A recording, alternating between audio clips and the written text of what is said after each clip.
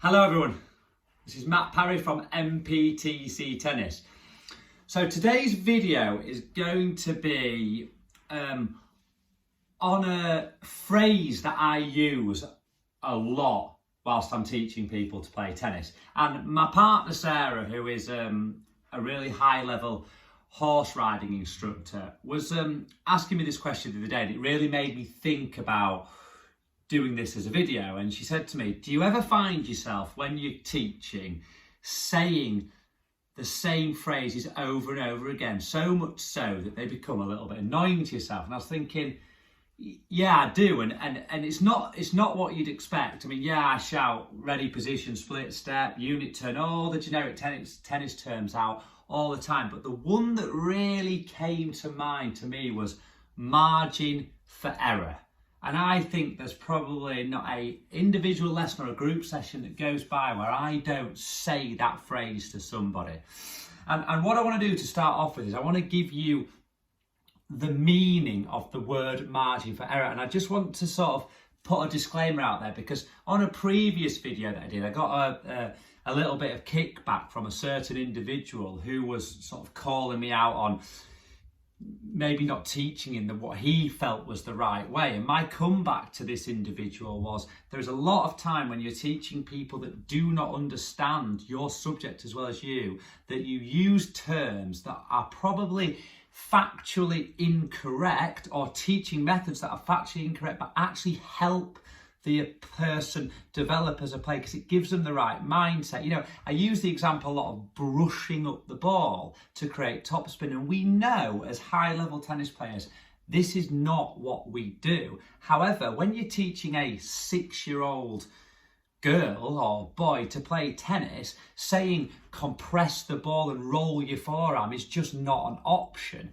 So we often use phrases and terms and teaching methods, and we may teach slightly incorrectly to actually give them the chance to develop a stroke, that then we can then make those little tweaks later on. And when they get a bit more developed and advanced in tennis, they then can understand the technical terms behind it. So the meaning of margin for error in a tennis term is, and this is the exact word, and I've written it down here, is an extra amount of something, such as time, or in tennis terms, distance, that you allow because there might be a mistake.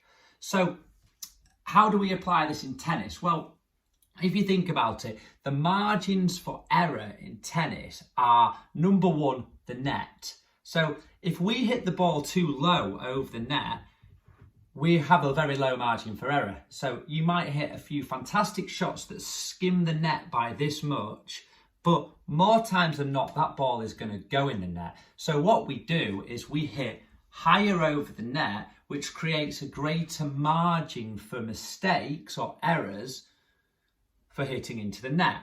The second one in tennis is the sidelines and the baseline. So if I'm aiming the ball for a cross-court forehand as a righty, I don't want to be aiming for the line, because if I overhit, I've got no margin for error. So we tend to aim much smaller as a court to create that margin for error. And the way we practice this in tennis, and I've sort of explained this already, is the first and most simple one is, and you see this loads and loads of times in Spanish academies out there, is to create an extra net on top of your net for the height margin for error. So, you know, what we like to do is put extra side extensions on the net, a higher net over, and then we use that distance for the ball to clear. Then if the player does hit a bit lower than that, they're not hitting into the net. The second one is, I like to put a mini tennis orange markers within a foot of the baseline and the sidelines as a sort of a rectangle all the way around the court, and then I make the players play with inside these lines, and I do it a little bit like boxers do with training with really heavy gloves, and then on fight day they put light gloves on and their hands feel really quick. And do the same with this. Our players play within a smaller court, they get used to hitting that ball in a slightly smaller court, and when they play a match, if they overhit a little bit, their margin for error is there for them, so that they're not hitting mistakes all the time. And this is an absolute fact, is if you talk to any professional player and you've said if they've hit a ball that far from the line or on the line, they have not aimed for the line. If they aimed for the line, their margin of error would be far, far too high. So what they do is they aim within an area on a court.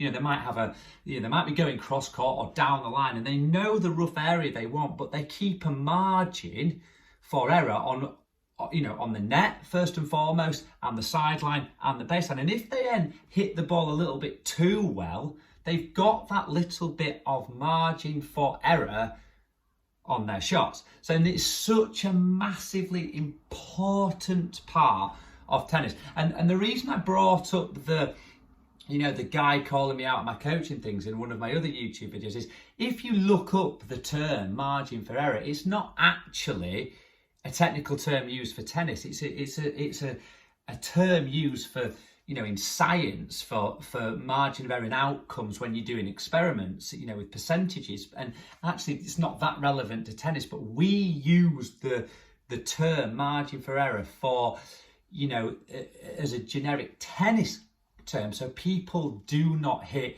too close to the net and too close to the line. So next time you're out there practicing, get yourself on court and think about your margins all the time. So if you are trying to hit, a wide serve and you're trying to get it on that sideline, don't aim for that sideline. Pick a target a foot or two within the sideline, pick a nice distance above the net, and see how much better your tennis gets. So get yourselves out there, practice that margin for error. Hope this helped.